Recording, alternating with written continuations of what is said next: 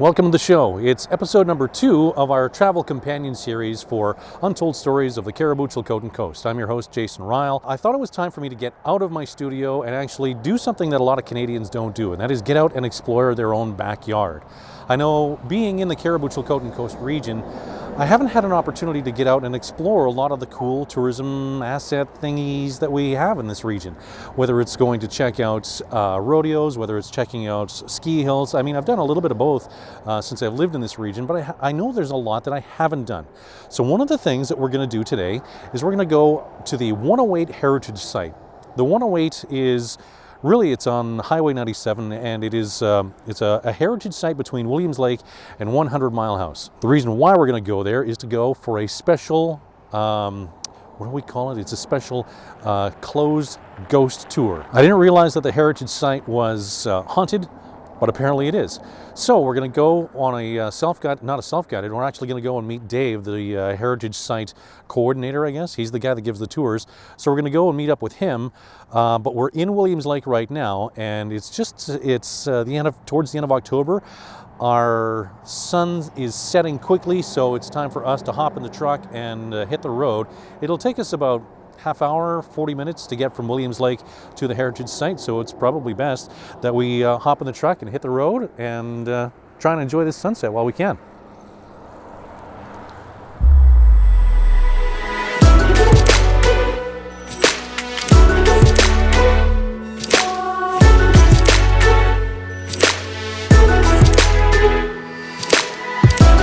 I have to admit, I don't know if I really believe in ghosts. I don't want to say that I don't, because I think that would be, I don't know, it's just kind of conceited for us as mankind to think, oh no, we're the only thing that's going, and that spirits don't exist. I think that there's something else going on, spiritually, I don't know, metaphysically, paranormally, I don't get it.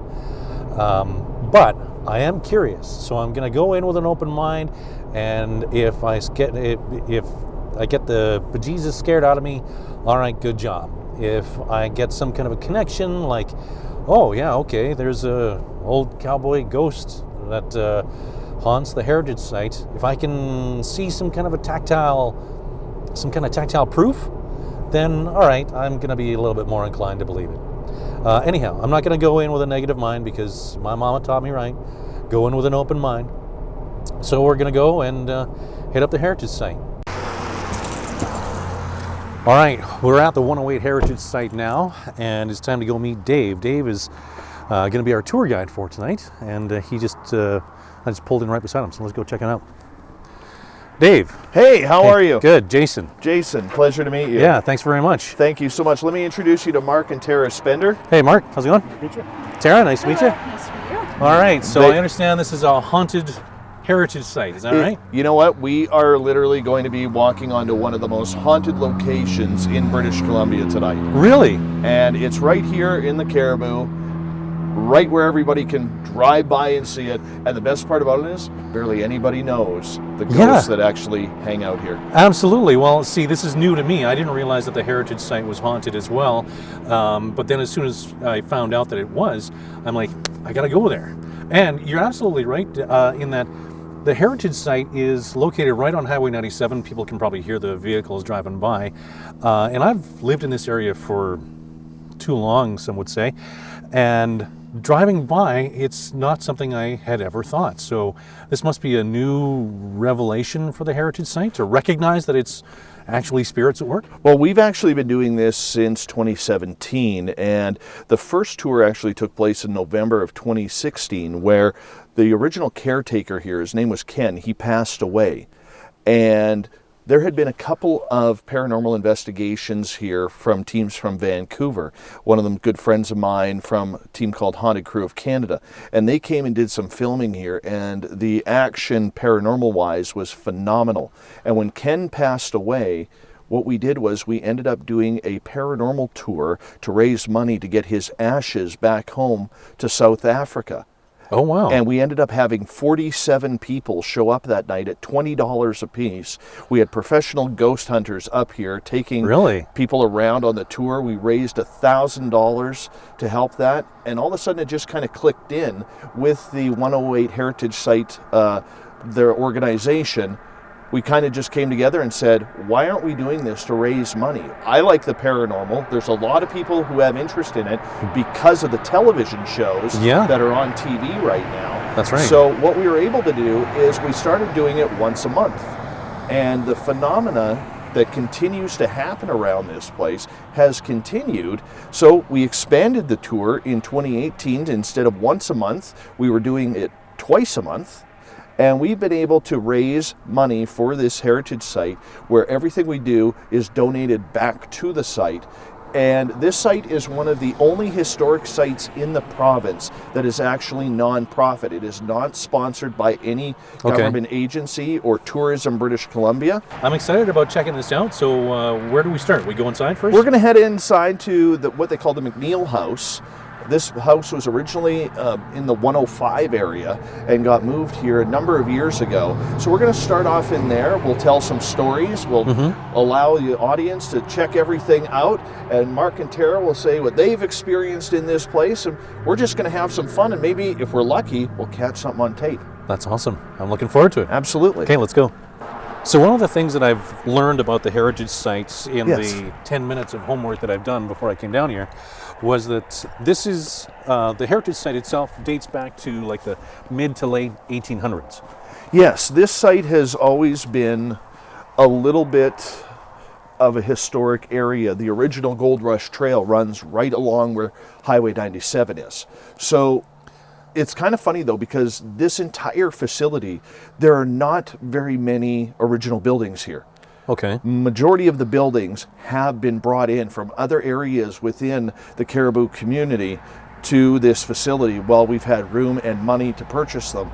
And they have been kind of situated all over the place. So it's kind of a hodgepodge of buildings, kind of displaying the entire area from 100 Mile House straight to 132 Mile. Okay, all right, but it's all part of the, well, I guess what's now known as the Gold Rush Trail. Yes. Head on in, shall we? Sure, yep. Let you grab the door, and we're going to hang a right. Okay.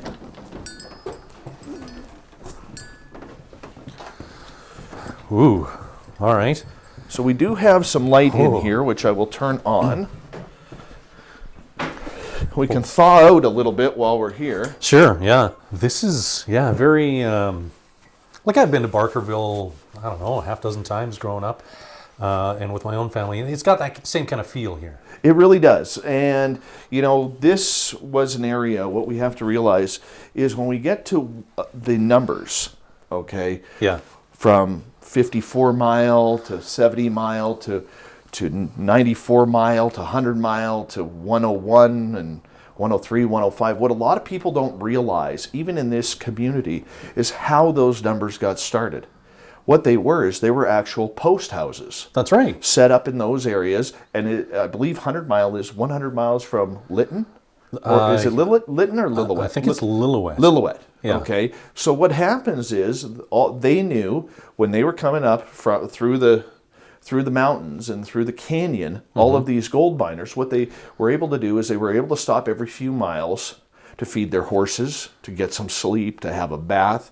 Because the one thing that we forget about today is when we go on hiking trails, they're usually nice and smooth. Yeah, that's right. But back then, they didn't have crushed gravel. They didn't have, the smoothness that we have today. Guardrails. So they would start and stop at these post houses.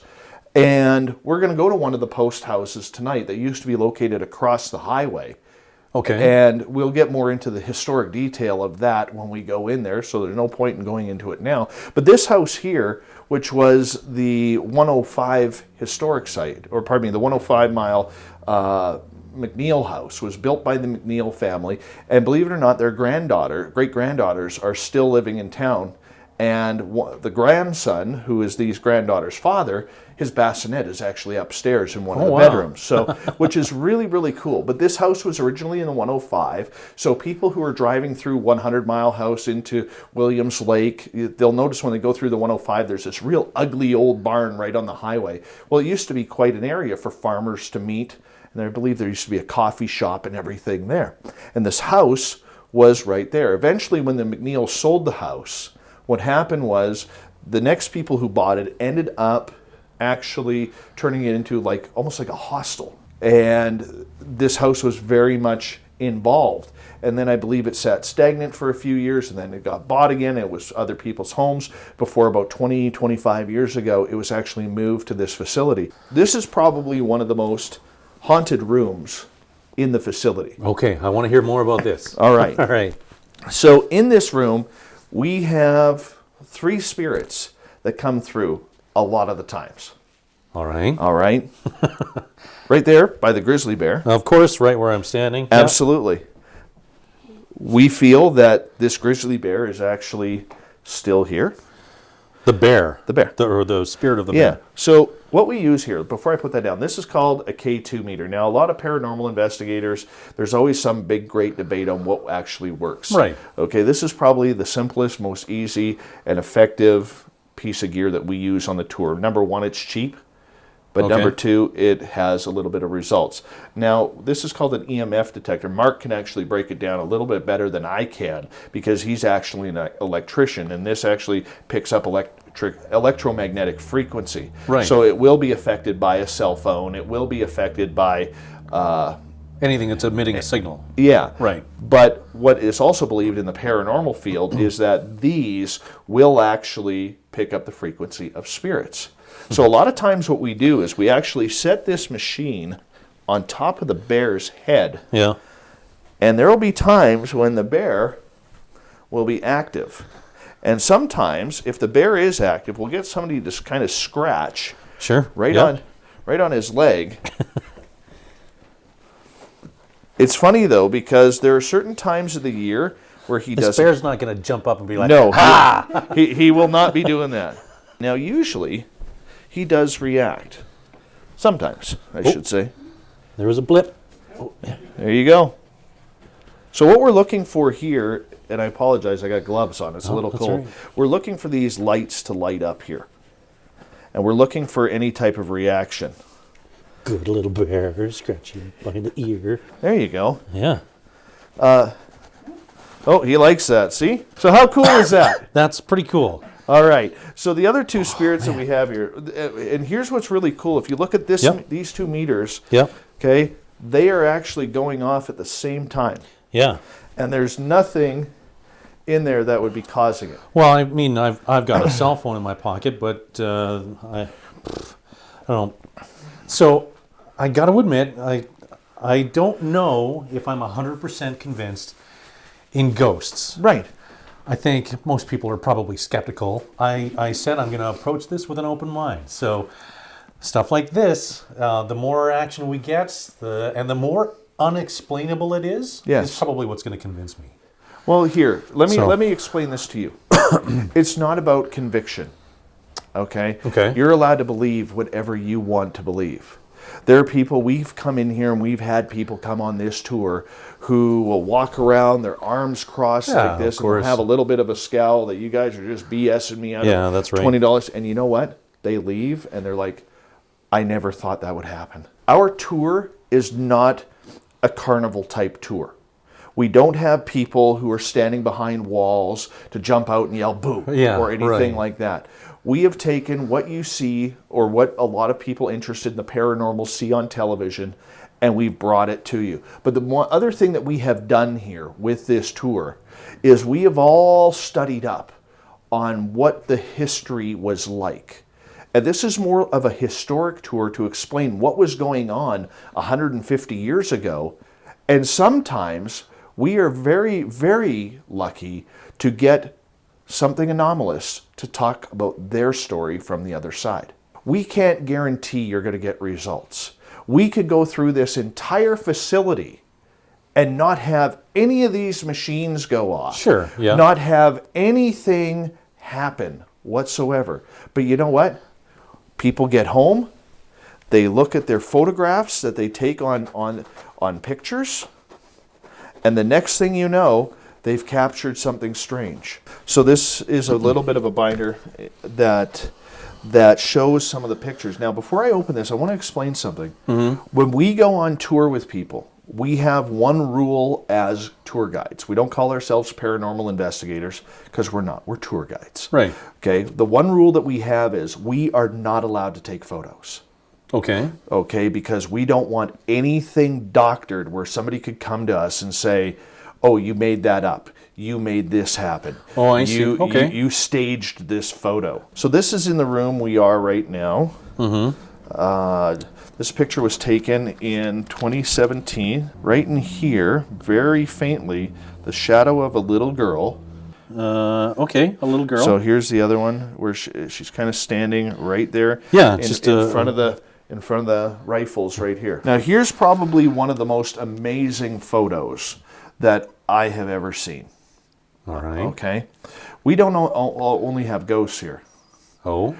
On September 29th last year, we had a number of professional paranormal investigators, both from Canada and the United States, doing a ghost tour here. And these are names that you would recognize from television, who've been on many of the United States television shows. Yeah. And anyways, during their shooting, they were in the post house over there, and I'll show you where this incident happened. One of the camera crews was using a camera called an SLS. So for people who don't know what that is, that's where when you take a photograph, everything has a pinkish purple hue. Right, yeah. Okay? They took 500 photos while they were here. And in the middle of those photos, there was one where the pink purple hue did not show up. So now, so now what happens, they have to go through that and figure out, okay, is there an issue with the camera? Why didn't it go? So they looked at the photo, and it's very tough to see. We're going to need some light here. Here's the photo that was taken. Yeah. Okay, this is the door to outside. So when we go into the post house, we'll enter through this door. Okay. Okay, this is a spinning yarn wheel, big spinning yarn wheel. This here is a doorway that goes upstairs. Now, the issue that we have with that photo is what is in there.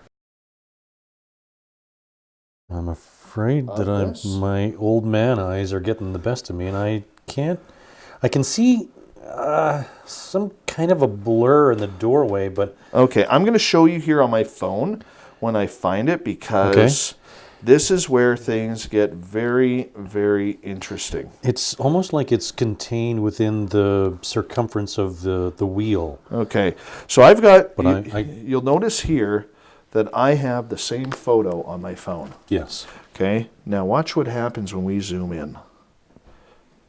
You will notice... That's a person's face. That's not a person. That's an alien. That's an extraterrestrial. Yeah, that's an alien's face. I can see two eyes, the sort of elongated, almost like a teardrop head. Yes. Dude, you're freaking me out. Okay, all right. Okay. Now the one thing I love about this photograph, okay, is we try to debunk these photos. As a good cynic would. Absolutely. We don't want to put on here any type of BS. We want this to be as real and as natural as possible. So when we caught that photo, the first thing that we as a team did was we went into that building and looked on the wood paneling to see if there was any big black eyes on that wood panel. Yeah, is there something there else was not. That could be mistaken for that? You'll be able to see for yourself. This was taken back in July in the barn. This is an exit sign. Yeah. You notice anybody standing there? Yeah, there's definitely a person. So we call him the Shadow Man. Now, from what we've learned about him, he's a pretty cool guy. All right, that's good. Okay, he usually comes out to play. And he has been photographed so many times in that downstairs area. It's been phenomenal. Is he in this building? No, he's in the Clydesdale barn as well. Okay. So this is also in the post house. This is from outside. You'll see the lady's face right in the corner saying hello. Oh, yeah, I see her there. And here, we see this image of what looks like two children on the stairwell. Yeah, I can see that too. Okay, when your guide takes a deep breath on a haunted tour. I want to preface this before I show you this, okay? I love this. I have sent this photo, like through my company, Spaced Out Radio. I'm very involved with the paranormal. I'm not a paranormal guy, okay? If you ask me what kind of weirdo I am, I'm a UFO guy. I'm the guy who wants to run in the forest looking for Bigfoot. In September, about September 8th, 2017, we had a tour here. And we were raising money for the 108 Fire Department for the great job that they did in protecting us during the fires. That's right, and they did an immaculate job. They were all heroes. Yeah. And we had 54 people show up on the tour that night. We had the fire trucks out here. It was an awesome, awesome event. There was a lady, and I don't think she'll mind me using her name, a retired school teacher in town here named Connie Bucher. Okay. Now, Connie is like you, very, very skeptical. But she figured she would come here because her friend was into all the paranormal television shows. And she just figured, well, she doesn't want to go alone. I'll go with her. Probably nothing going to happen. And this photo that she caught, I have personally sent to probably a dozen professional paranormal investigators. And they have said this is one of the best, if not the best, ghost photo they have ever seen. All right. It's a hell of a setup, Dave. Now, my question to you is, before you look there, okay, this photo is a little dark. Yeah. Can you find the ghost? I think I see the ghost at the top of the stairs here. Is this like a landing? No. Okay, so Maybe it's just the glare that I that's see. a little bit of the glare. Let's go here. Can you find the ghost in that photo? On the stairs. Yeah. Yeah. We don't know who that is. That's so it looks like a person that's standing on the stairs with, to me, it looks like he's got one hand like on the railing kind of thing as he's walking up the stairs. But I'm going to get a clearer picture of that because I do have one on my on my phone. So let's go that way. There's the photo. Same photo as in the book. Okay. Now, if we zoom in. Oh, yeah. Right there. Okay. Now, if we zoom. That's obvious. Okay. Yeah. There's a guy on the stairs. So here's the funny part about it is, when we sent this photo, this photo was taken by a Samsung Android phone. Okay.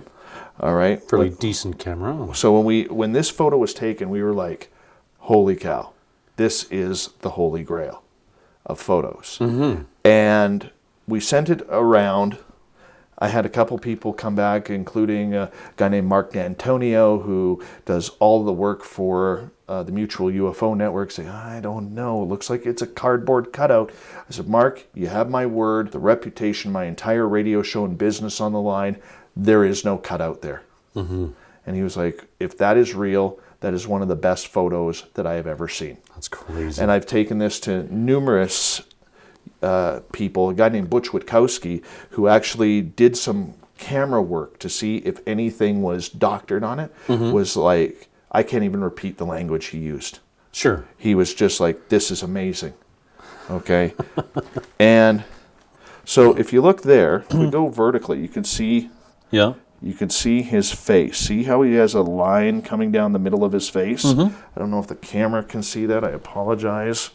But he's got kind of a line coming down his face. It might be the shadow of the nose. I don't know. But here's the thing. Very rarely do you catch the same spirit twice on camera. Twice. So this was taken on September 9th, 2017. And we go back one page, and there he is again. The same guy. Yeah. Yeah, absolutely. The same guy. And let me tell you, when he found out that he was photographed twice, I got attacked. Mark's been attacked. Attacked. Spiritually attacked. Okay, what is it? What does that mean, spiritually attacked? Well, when you lose complete control of your body, okay, and you don't know where you're going. What? And in my case, there's a lot of dry heaving that goes on. And you don't feel right. it is a very, very difficult feeling. And we've had that happen. Mark here, the one thing I love about Mark is one of the most skeptical dudes you'll ever meet. All right, okay. And this guy gets picked on here. This guy gets picked on here. If there's anybody now who's going to be attacked, it ain't going to be me anymore. It's him. The one thing a lot of people need to understand is the Cariboo is filled with amazing stories. Absolutely it is. Okay? It is filled with ghost stories, First Nations, Indigenous legends of little people, of Sasquatch, other creatures that have not been explained. And it's also filled with UFO and alien abductions. You know, it's kind of interesting that you mention that, because I know through talking with some of friends that I've made over time, the legend of Sasquatch is actually very prevalent in coastal First Nations. Absolutely. They truly believe that Sasquatch is not only real, but has an influence over their lives and their livelihood. And now when you say, you know, in the categories that you mentioned, when you say little people, are we talking like leprechaun little people? Or? We are talking leprechaun little people.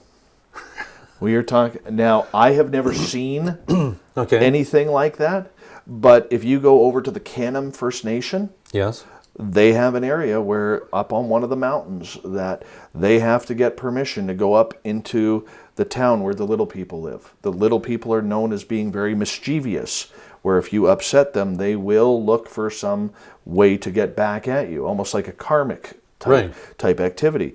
It's funny, I was talking to one of the elders at the Canham First Nation one day that I've, thankfully been able to befriend, and I asked him one day, I said, how many Sasquatch sightings do you get a year? Where can you point me in the direction of Sasquatch?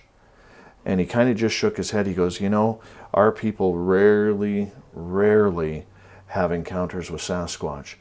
He goes, I just wish that the star people would stop taking our people. The star people? The star people. Like aliens? Aliens. Now, here's another thing a lot of people don't understand, is back in September of 1988, one of the best recorded Canadian alien abduction stories happened on the 99 Mile Hill. Really? Yes, where a lady named Miriam Delicato was riding in the passenger seat of a car. There was two people in the back seat. There was a driver and Miriam, and they watched this orb of light follow them from Quesnel.